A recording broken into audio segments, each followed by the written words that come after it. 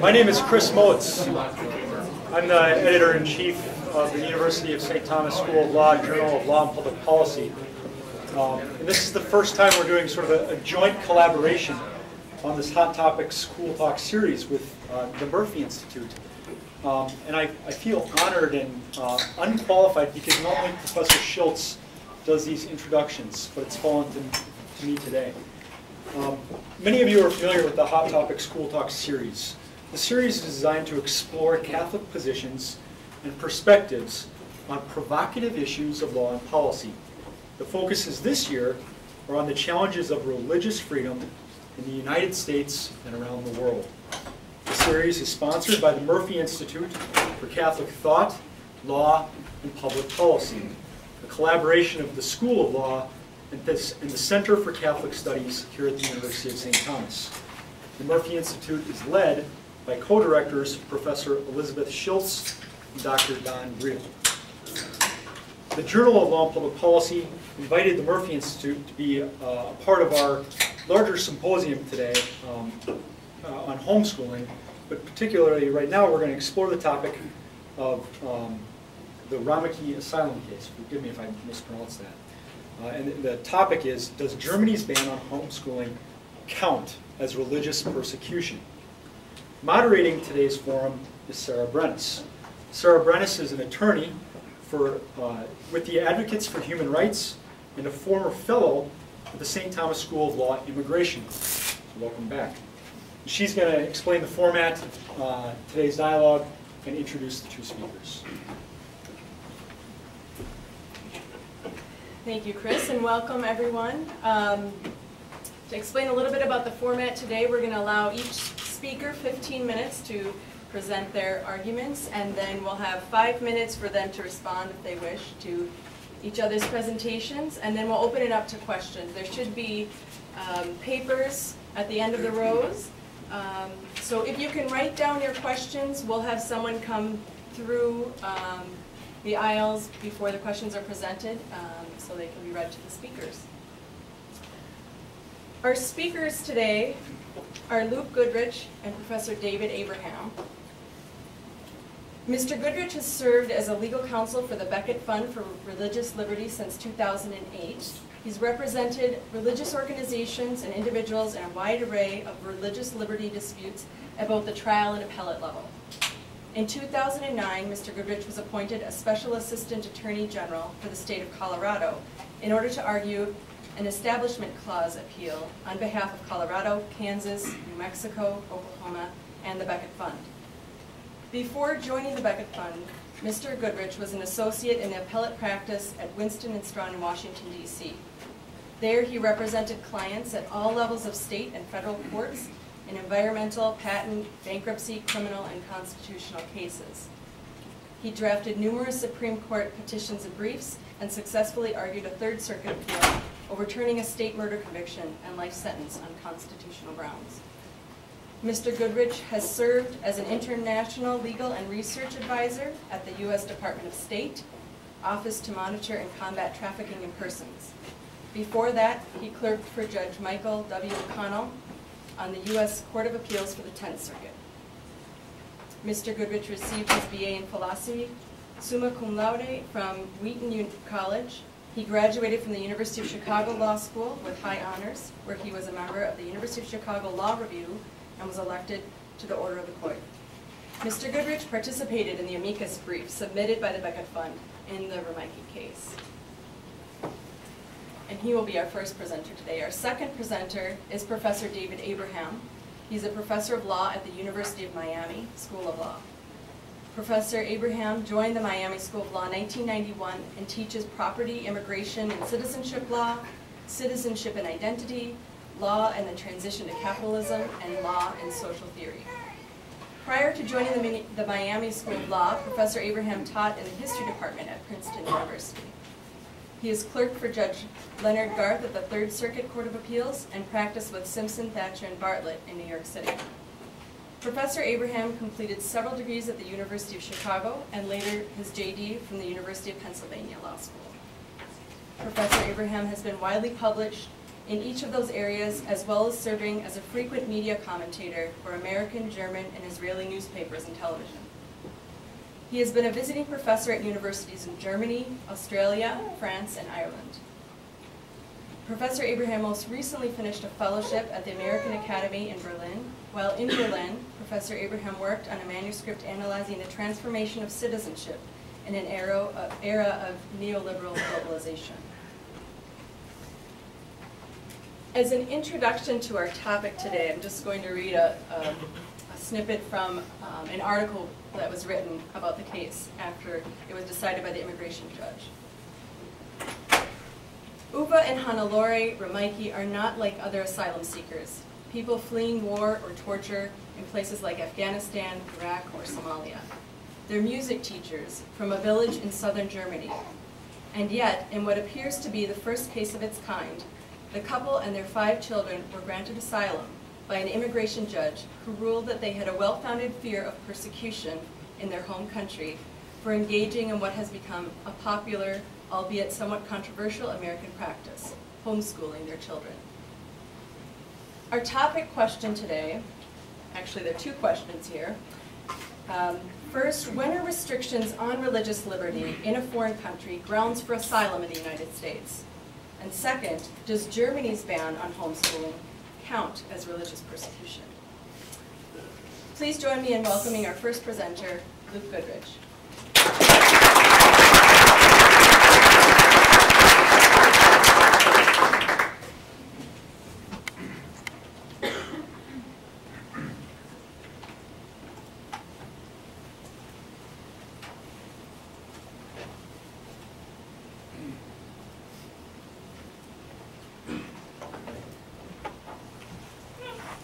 Good afternoon.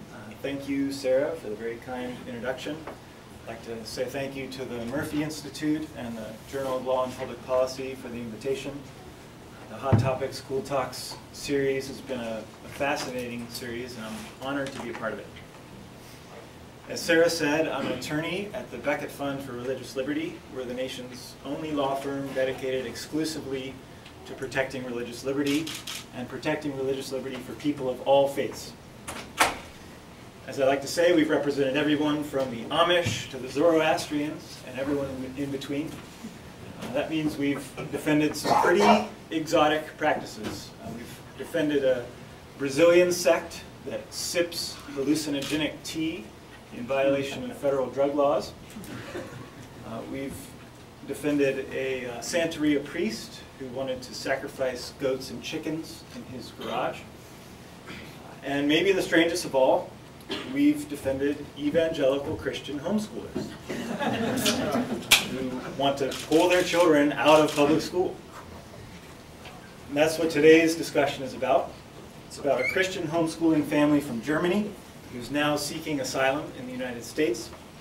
This is a fascinating case at the intersection of international law, asylum law, and religious freedom law. And it has some very interesting things to say about religious liberty in Europe and the United States. And in my 15 minutes, I'd like to do 3 things. First, give a factual overview of the case. Second, explain why the Romeikes are entitled to asylum under U.S. law. And third, offer some thoughts on the broader implications of this case for religious liberty. So first, the facts. At the center of the case is the Romeike family, Uwe, Hannelore, and their 5 children, which at the time of the case ranged in age from 2 to 12 years old.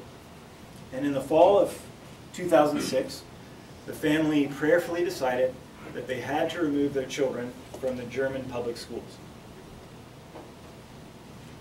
The family is Christians. They believe that they're responsible to God for the upbringing of their children.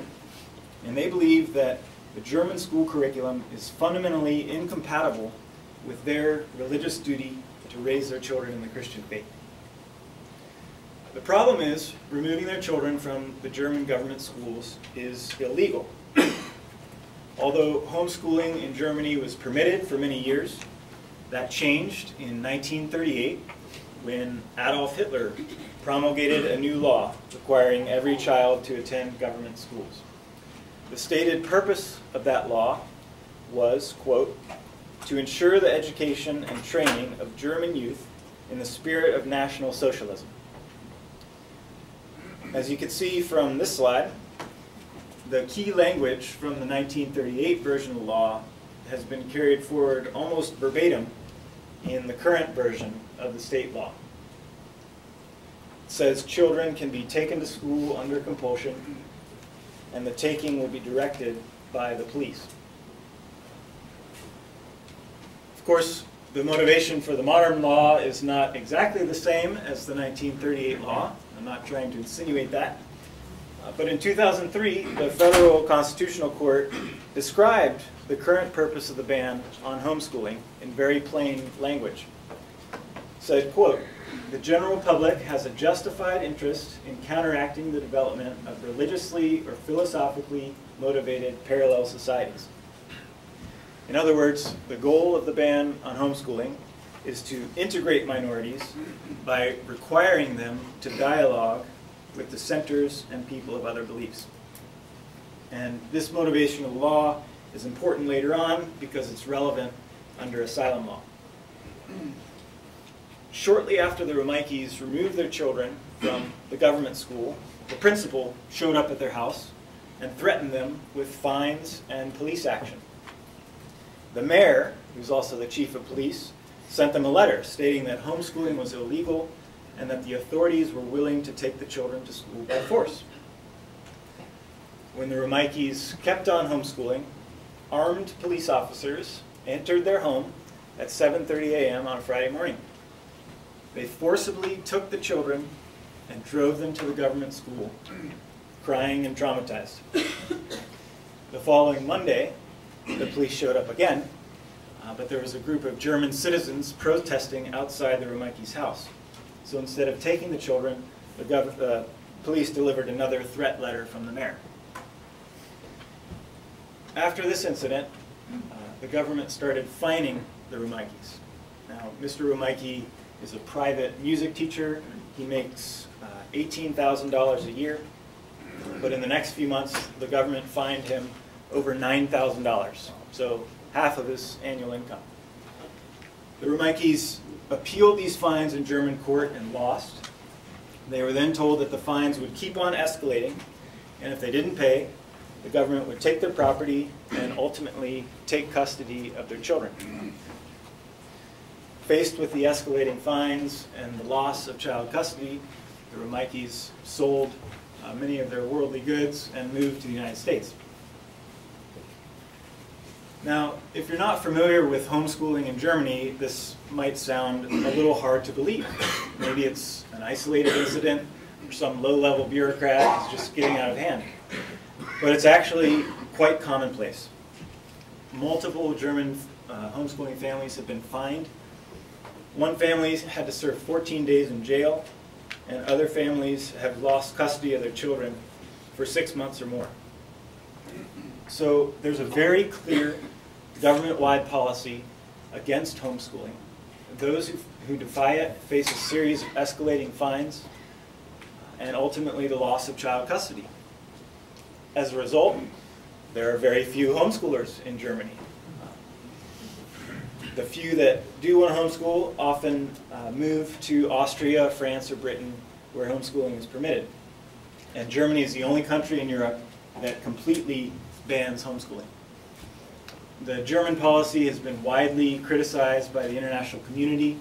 The UN Rapporteur on Education criticized Germany, stating that Germany should, quote, uphold the right of parents to employ homeschooling. It's also contrary to multiple international law conventions. And the German policy would be flagrantly unconstitutional under United States law. But the question today is not just whether the German policy is bad or whether it would be unconstitutional. The question is whether it's grounds for the Romeikes to get asylum in the United States. And to get asylum, it's not enough to show that you've suffered a violation of your rights or that something's unconstitutional. You have to show something more. And that's governed by a federal law called the Immigration and Nationality Act. Under the INA, if you want asylum, you have to show that you're a refugee. And a refugee is defined by statute as someone who's unwilling to return to their home country because they have, quote, a well-founded fear of persecution on account of race, religion, nationality, membership in a particular social group, or political opinion. So let's break this definition down into three elements. First, the Romeikes have to show a well-founded fear of something. That basically means not just speculation, but a reasonable possibility. In the Romeikes' case, the well-founded fear element hasn't really been contested. If they return to Germany, they're certain to be fined, most likely lose custody of their children, and possibly be imprisoned. The second element is persecution. That term is not defined by statute, but courts have repeatedly held that persecution doesn't have to be physical. It includes, quote, the deliberate imposition of severe economic disadvantage or the deprivation of liberty or other essentials of life. And again, in the Romeikes' case, this element isn't really being contested. It's clear that losing custody of your children or going to jail can qualify as persecution under asylum law. So that brings us to the third element, which is the main issue, whether persecution is on account of membership in a particular protected class. On this element, it's very important to note that the asylum applicant doesn't have to prove that membership in the protected class is the only motivation for the persecution. Just has to prove that it's one of several motives for the persecution. The Romeikes argue that they have been persecuted on two grounds, on account of religion and on account of membership in a particular social group. Let's look at each in turn. First, religion. The government's main argument against asylum is that the German ban on homeschooling is not targeted at religion, but instead applies to everyone, regardless of why they homeschool. As they put it, quote, parents have varied reasons for wanting to homeschool. Not all such reasons are religion-based. Thus, there's no indication that the officials are motivated by anything other than law enforcement, unquote. There are several problems with this argument. The first is that it's factually wrong. As a matter of fact, the immigration judge in this case found that the ban on homeschooling is not applied uniformly regardless of the parent's motivation. Rather, there are several exceptions. For example, if a child's parents move around a lot for work, the children are not required to attend a public school. They can be schooled at home. If the children have a physical or a mental disability that makes it difficult to attend school, they can be schooled at home. And third, if the children just willfully and repeatedly skip school, they're treated as truants, and their parents are not punished nearly as severely as parents who religiously homeschool. So in practice, the law on homeschooling is not applied uniformly. Parents are accommodated for certain secular reasons, but not for religious reasons. And this strongly suggests that one of the motivations for the ban on homeschooling is to target a particular religious practice. Second, it may be true that there are many reasons for homeschooling, but in Germany, the fact of the matter is, by far the most common reason for homeschooling is religion.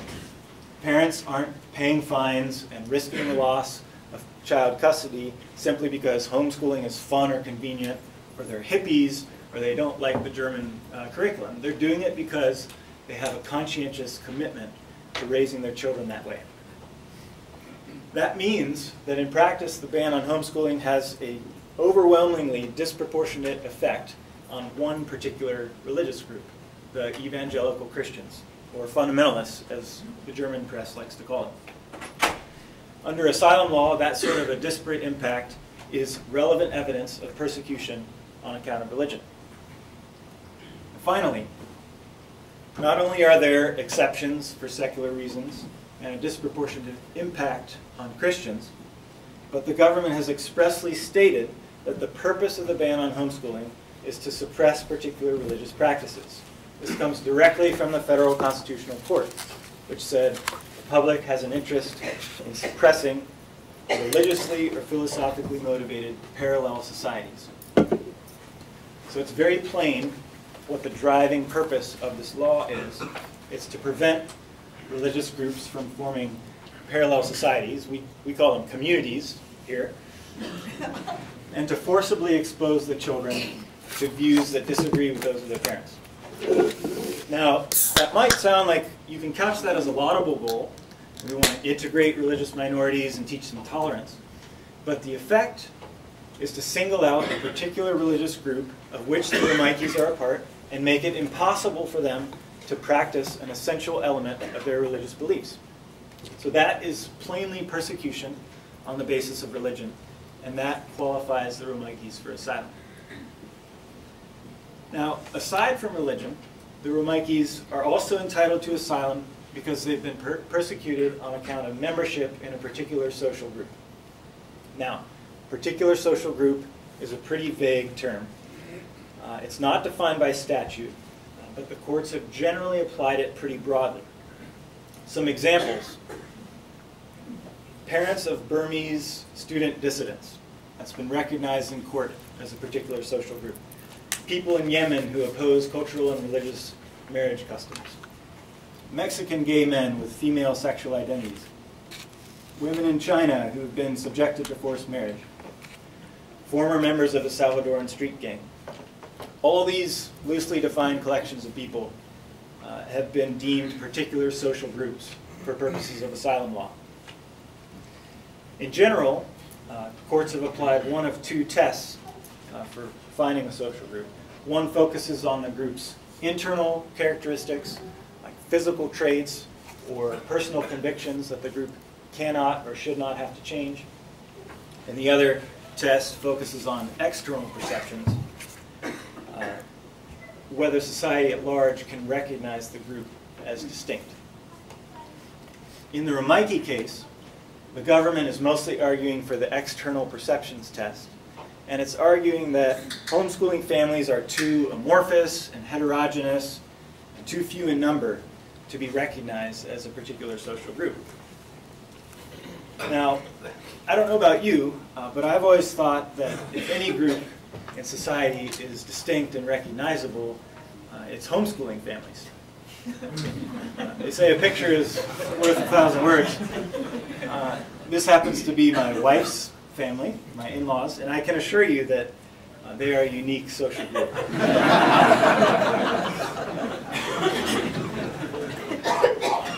But whichever test you apply, the internal characteristics or external perceptions, German homeschoolers should easily qualify. Internally, they share a deep conviction about raising and educating their children.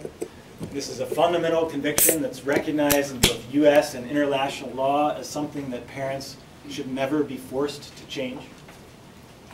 And if you focus on external perceptions, it's very easy to identify homeschooling families as a group. Obviously, their children are not in school when other families' children are in school. They've formed associations in Germany to further their cause.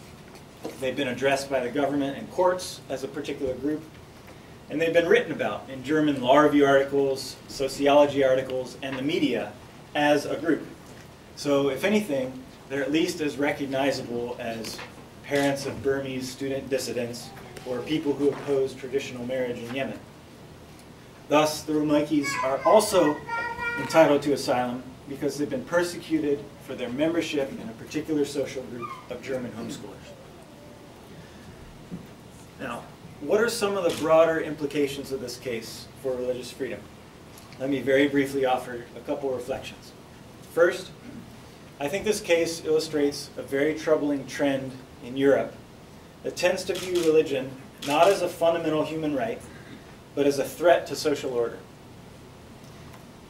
In addition to the German ban on homeschooling, you have the French ban on burqas, the Swiss ban on minarets, and outrage in the UK over Sharia arbitration. Those three examples involve Muslims, which are facing particular hostility in Europe, but it's not limited to Muslims. There was a Sikh boy who was expelled from the French public schools for wearing a small cloth turban. Christians have lost their job in the United Kingdom for wearing a very small cross. And small religious groups in former Soviet countries are being systematically cracked down on as sects. In the vast majority of these cases, the reasoning is very similar. Religion is viewed as a divisive and a dangerous force, not a God-given right to be protected, but a privilege that needs to be contained. And at the end of the day, that's really what the Romeikes case is about. When the Romeikes decide to homeschool their children, what are they doing? Are they simply making a personal choice that the state can override if it thinks it's harmful? Or are they exercising a fundamental human right that the state is bound to respect? Fortunately, this nation was founded on the idea that we're born with certain fundamental rights that don't come from the state and that in fact pre-exist the state. One of those is the right of religious freedom, and another is the right of parents to direct the upbringing of their children. In the case of the Romeikes, Germany is actively seeking to prevent the Romeikes and others like them from living in accordance with their deepest religious convictions. That is precisely why this nation has asylum law in the first place, so that we can serve as a refuge for those who've been denied their most fundamental human rights. So I'd say let's hope that the Romeikes are granted asylum, and let's hope that they and others like them will be permitted to live out their God-given rights without fear. Thank you.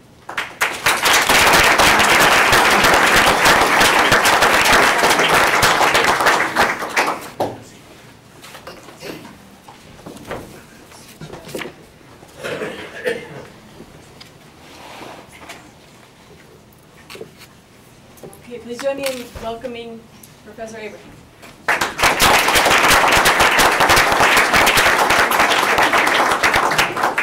Thank you very much. I'd like likewise to thank our hosts here at the University of St. Thomas, at the Murphy Institute, and from the Journal of Law and Public Policy.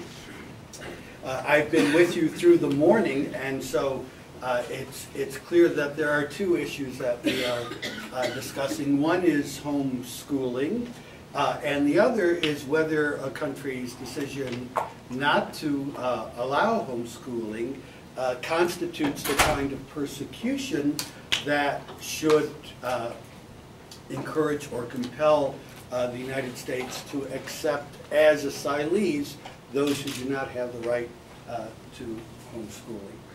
So I have mixed views myself on the issue of homeschooling. I'm probably not as supportive of it as most of the people who were at least this morning at the conference. I perfectly accept that the United States has developed in the way in which homeschooling fits. We talked this morning about, our speakers spoke this morning, I should say, about Meyer v. Nebraska, Pierce v. Society of Sisters. Those of you who've done your con law courses will know those cases. And that's the way our law is developed here. It is developed somewhat differently in Germany, which is not a totalitarian, secular, anti-religious country. As we'll see, I'm going to read you some of the excerpts from the education law, compulsory school attendance law. But I want to go back for a couple of minutes to what happened in the United States, to those Pierce and Meyer cases which softened the hold or the control of public authorities over their children in favor of greater parental control. Because in many respects, the question is about whom do the kids belong to? Do the kids belong to the parents? Or do the kids belong to the community?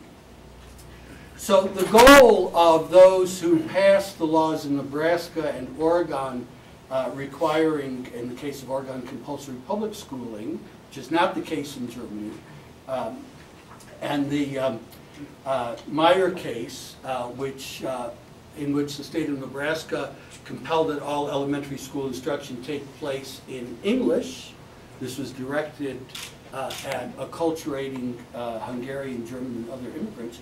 So the goal was, in the view of its advocates, to train citizens to exercise their rights in a democracy, to imbue immigrants and the poor with American ideals and culture, and to equalize opportunity for advancement and an egalitarian society.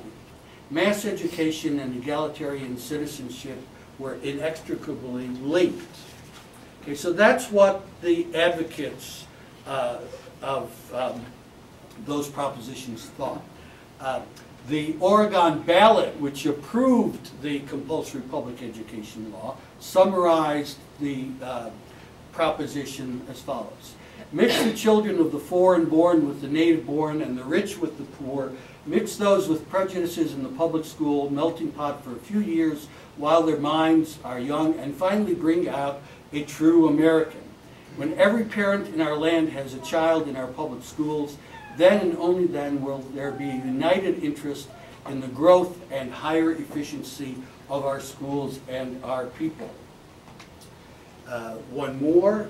I mean, I'm not saying that you have to accept these propositions. I'm saying that these notions do not derive out of some kind of desire to suppress, oppress, and persecute.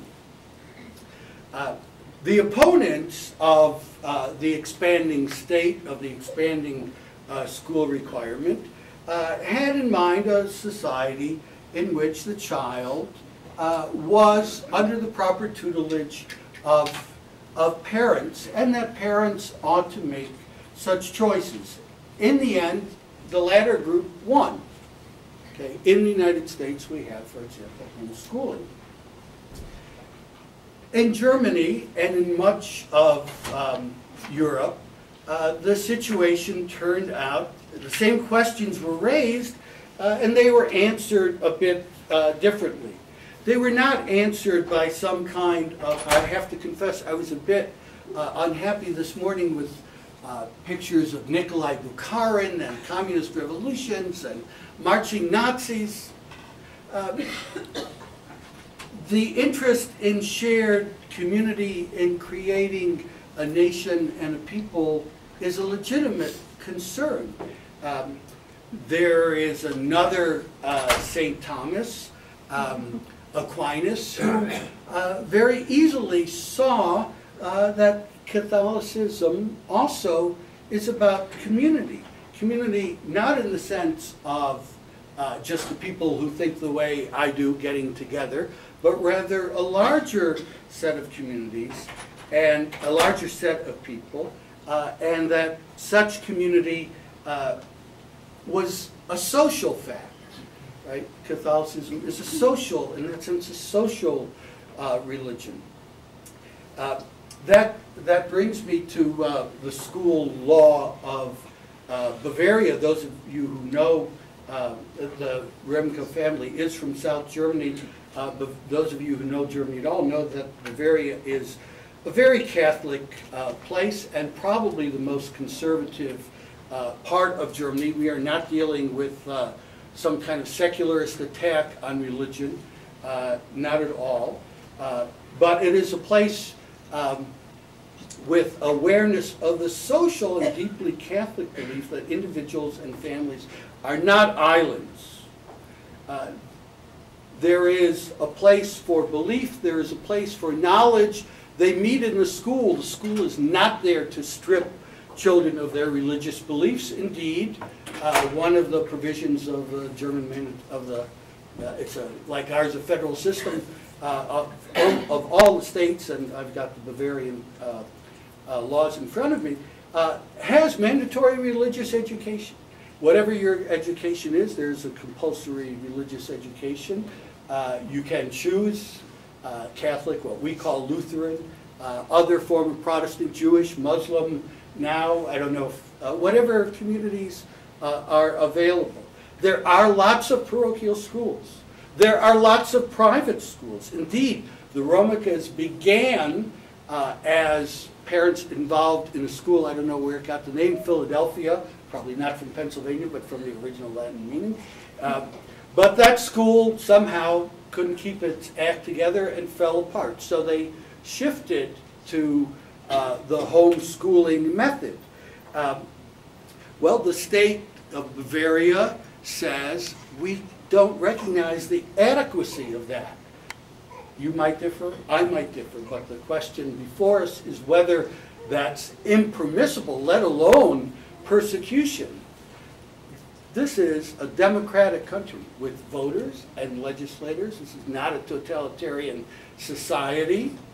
The immigration judge in Nashville at one point said, Germany is not governed by the United States institution, but maybe it would be better if all the world were. I mean, give me a break.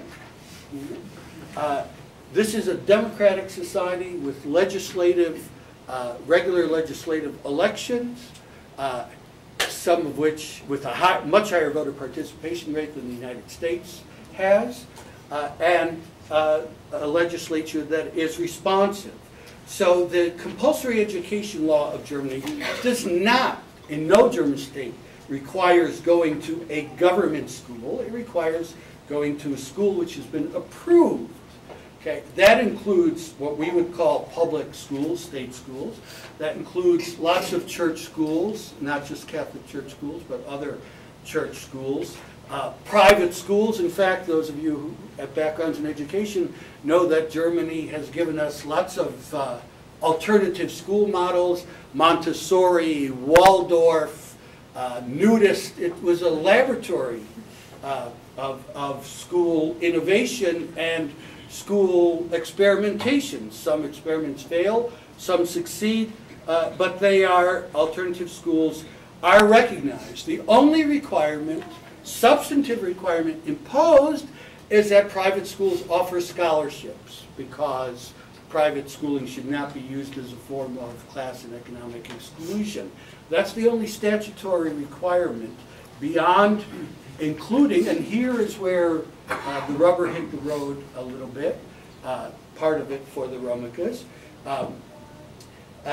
Included is Article 48, is that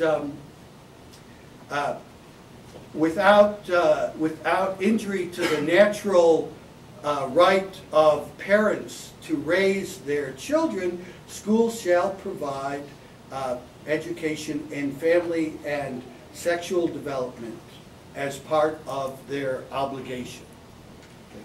And can you opt out? Maybe you should be able to opt out if you don't want your kid at a certain age knowing this or knowing that. Maybe so. I think a decent societies can take decently different positions on that question. This is not what the asylum laws are about. I will turn to the asylum issue now, since I don't want to run over my time. The term refugee means any person who is outside of the country of their nationality. The Romeikes filed their application here in the United States. They were outside of Germany. Who is unable or unwilling to return to, and is unable or unwilling to avail himself or herself of the protection of that country because of persecution or a well-founded fear of persecution on account of race, religion, nationality, membership in a particular social group, or political opinion. I don't want to repeat what my colleague has already and accurately told you about that. Congress has the ability to expand the action, so to speak. So, for example, during the period when many congressmen and women were upset with Chinese compulsory population planning policies, the so-called one-child policy, Congress added to the definitions prima facie that someone who's been persecuted for failure or refusal to undergo forced sterilization, coercive population control program, shall be per se a victim of persecution. Okay? So Congress has the ability, which it has used, to identify things that it specifically wants understood. Otherwise,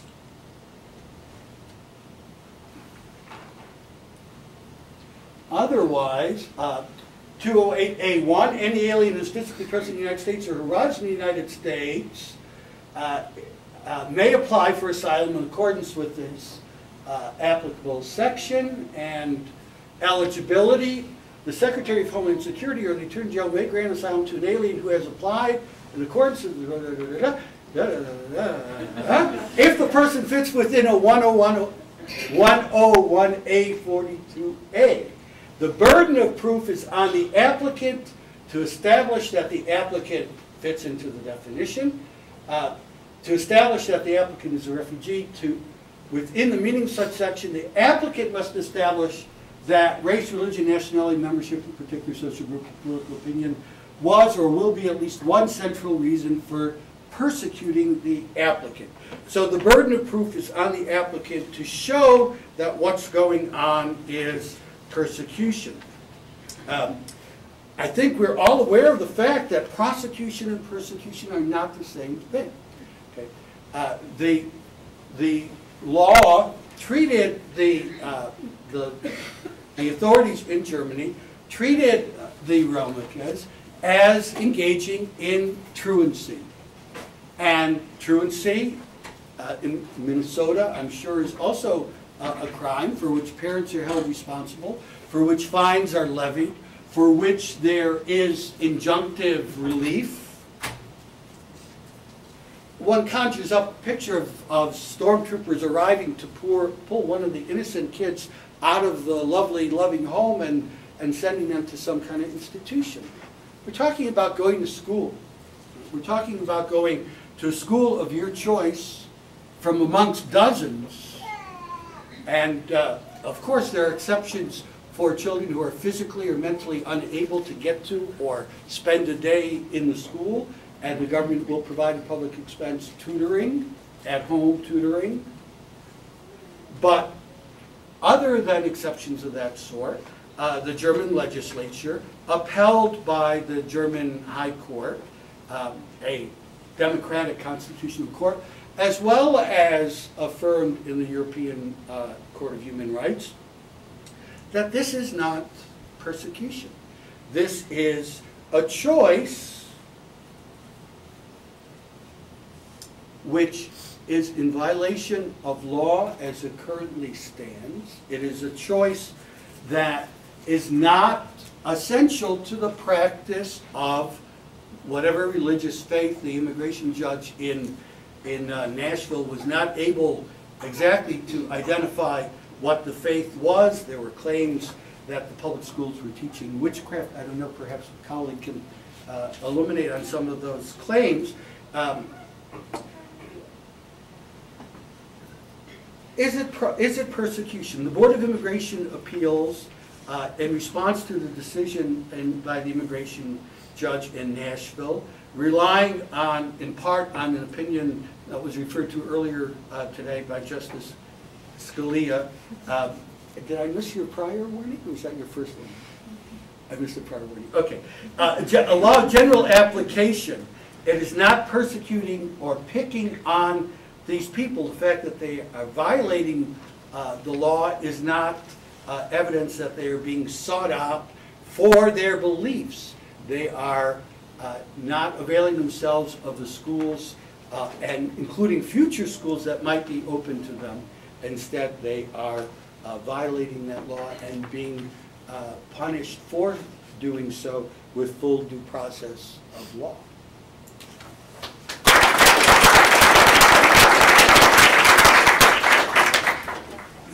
All right, thank you both very much. I will open it up if you both want to make any brief comments, and if you have questions, please send them to the end of the aisles, and we'll collect them and pose them to the speakers. Maybe, do you guys both want to,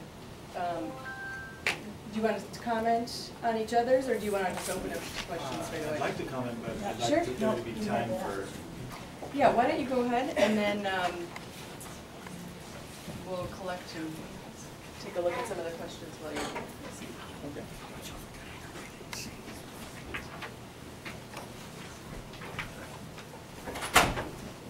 Thank you for the presentation. I thought David knows a lot more about immigration law than I do, and I expected him to come in talking about, the statute and what's the meaning of persecution on the basis of religion, on the basis of membership in a particular social group. But it seems like the main objection is more, Germany is a democratic country, they have different values from us. We're not talking about Afghanistan and people being killed. We're talking about a democratic country, and these are democratically elected laws, and Germany's a pretty nice place, so there shouldn't be asylum. Of course, there's no exception to the Immigration and Nationality Act there's no democratic country exception. Back in 2008, there were 5 Germans granted asylum in the United States. And the fact that a law is democratically enacted makes no difference whatsoever for purposes of asylum. Democracies are not always great places. Oppression by a majority is no different from oppression by a dictator, and in many cases it can be much worse. So, my question would be if a dictator in Kazakhstan said, we don't like all these evangelical Christians here, I, the dictator, am going to pass a new law that says no homeschooling for evangelicals, would that be treated differently under asylum law, and if so, why? And the fact that there are other options really makes no difference under asylum law or to the Romeikes. I mean, saying you can go to a government school or you can go to a Catholic school with a government-approved and very tightly government-regulated curriculum. Here, Romeikes, you can choose one school that violates your religion, or you can choose 5 schools that violate your religion. It makes no difference whatsoever to the Romeikes. They experience a direct restriction on their ability to live out their faith. I guess the last thing I would say is there seems to be sort of an attitude of, why can't you just get along with these options? David said, this isn't central to your faith. There are other options, and it's not so bad. It's just, sex education, and we still teach about religion. You should be fine with that. But that's not what the Romeikes believe, and that's not how they experience it. According to their religious beliefs, putting their children in a school where they are taught a comprehensive worldview 180 days out of the year, out of their parents' sight and out of their parents' influence, is fundamentally contrary to their religious exercise. And I'm very glad that, well, I'll just leave it right there, and because I really want there to be time for questions. Thank you. Well, I overshot my allotted time. I didn't see, so I would just make one brief comment. There are 3 parties. It's a triangular relationship. There are the children, there are the parents, and there is the community and the public. And unless one wants to take the view, I said earlier, the United States has moved in that triangular relationship to more authority for parents and less for community. The Germans have, including the Catholic parts of Germany as much as the Lutheran, have that balance a bit further over with a stronger community interest in the children. Children are not simply the property of the parents, and that means that there is a future. They may be different from their parents. They may be the same from their parents as their parents 20, 30 years down the road. But simply to somehow assume that only a parental monopoly view of children is appropriate seems to me very provincial. It's one view, and it exists in the realm of freedom and ordered liberty, and so does the other view. So in that sense, it's not just that Germany is a democratic country. I think within the values of our own values, that this is a perfectly plausible position for a government to take, and they have. Thank you both very much. Well, we have a number of questions, and I can assure you we won't get to all of them. But this is for both of you.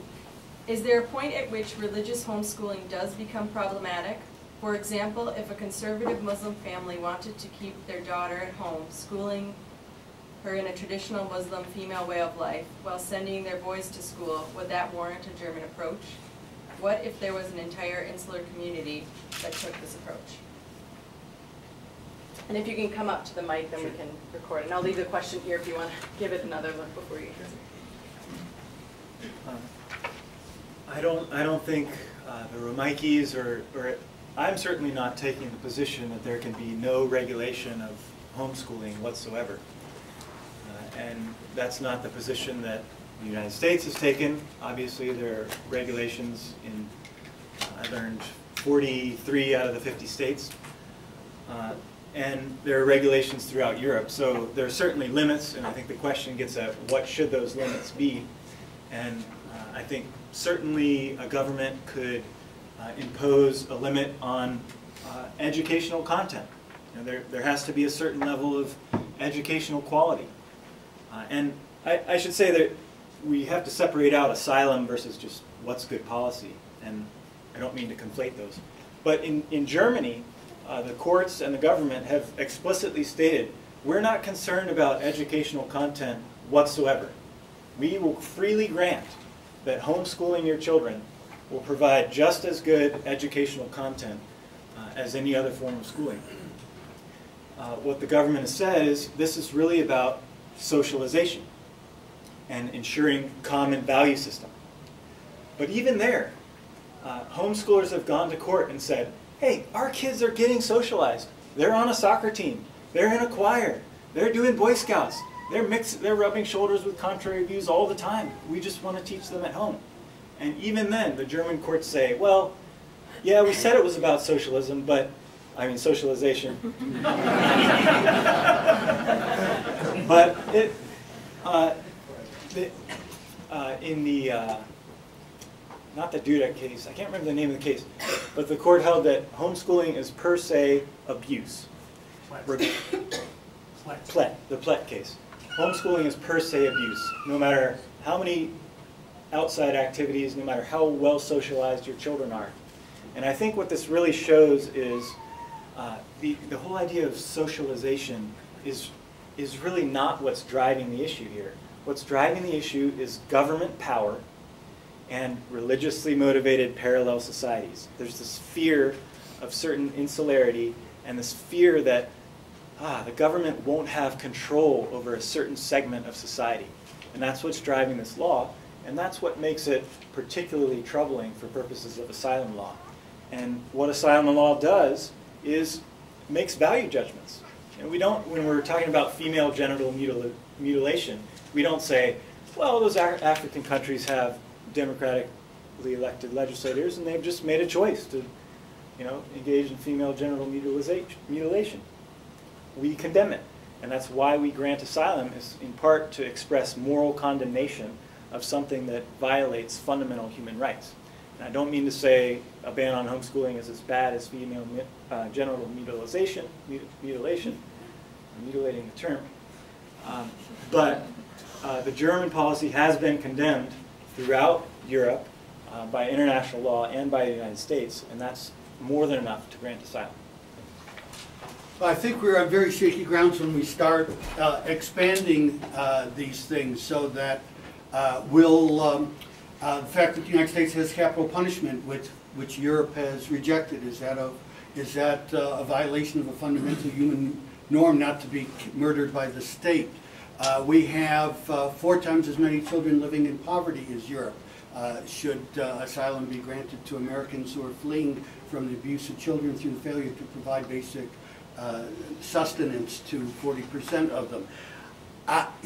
It's very hard to open the door wider and wider and wider to these judgments. I guess I don't live in fear of the state in the way that some of the speakers today have expressed. I do not see this coercion being imposed. Now, there is something to the commonality question. You know, we live in a world where the difference between beliefs and knowledge has been eroded. So increasingly, I have students who prove something is true by telling me how deeply they believe it. You know, I really believe that. Ergo, it's true. And whether that comes out of Sharia or Talmud or a Catholic source, I think we have an obligation, if we're going to live together, right, to be exposed not just to a mirror that shows our own views in their best light, but to a whole variety of views, and that's one function of the public education, of compulsory education in Germany as well as in the United States. All right, I think we have time for one more question here. Is this just a case of mispleading the claim? Would the family prevail if they articulate their political opinion that the state's power does not extend to deprive parents of their right to be primary educators of their children? You want to go first this time, Professor? No, actually, I've talked too much. Why don't you take it? Because it's a litigation question. Yeah, I don't think it's a case of mispleading the claim. I mean, there was a political opinion claim in the case earlier on, but the Romeikes really aren't saying that they have this political opposition to what the German government is doing. They're saying we have a conscience, and our conscience dictates that we raise our children a certain way, and the government is going to take away our children if we try to raise them in the way that's dictated by our conscience. So they've pled it as a religious claim, and then also as a particular social group claim. One more.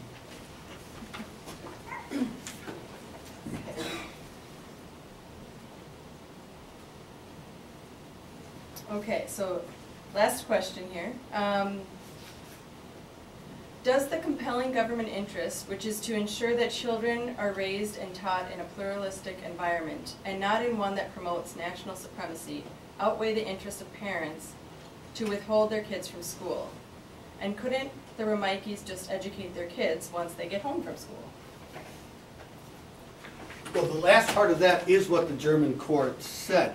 The European jurisprudence tends to use the term proportionality more than we use compelling versus rational basis, etc.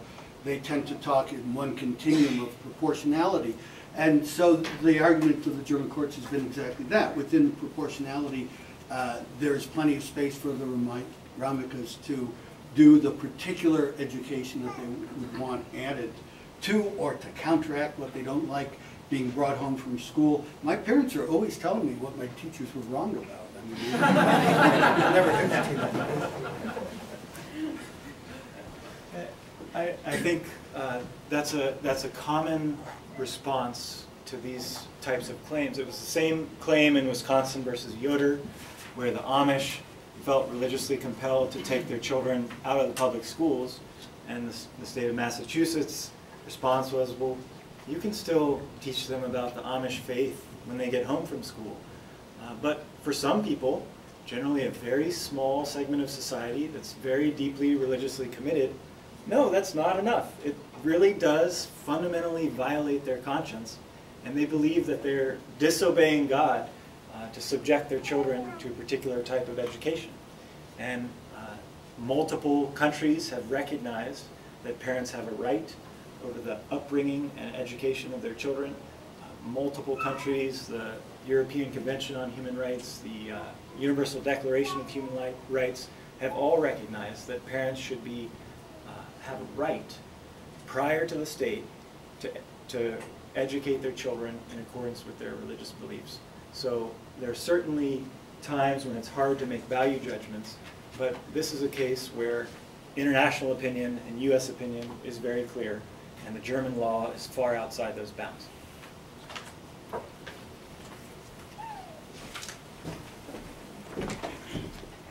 Just want to say thank you to our two presenters.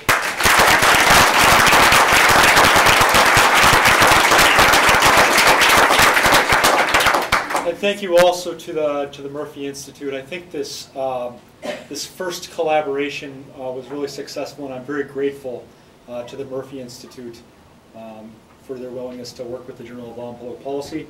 And lastly, as a final plug, please mark your calendars for March 8th. The next Hot Topics Cool Talk dialogue will continue with one titled, "Should Religious Liberty Be Added to the Endangered Species List?" So thank you for coming.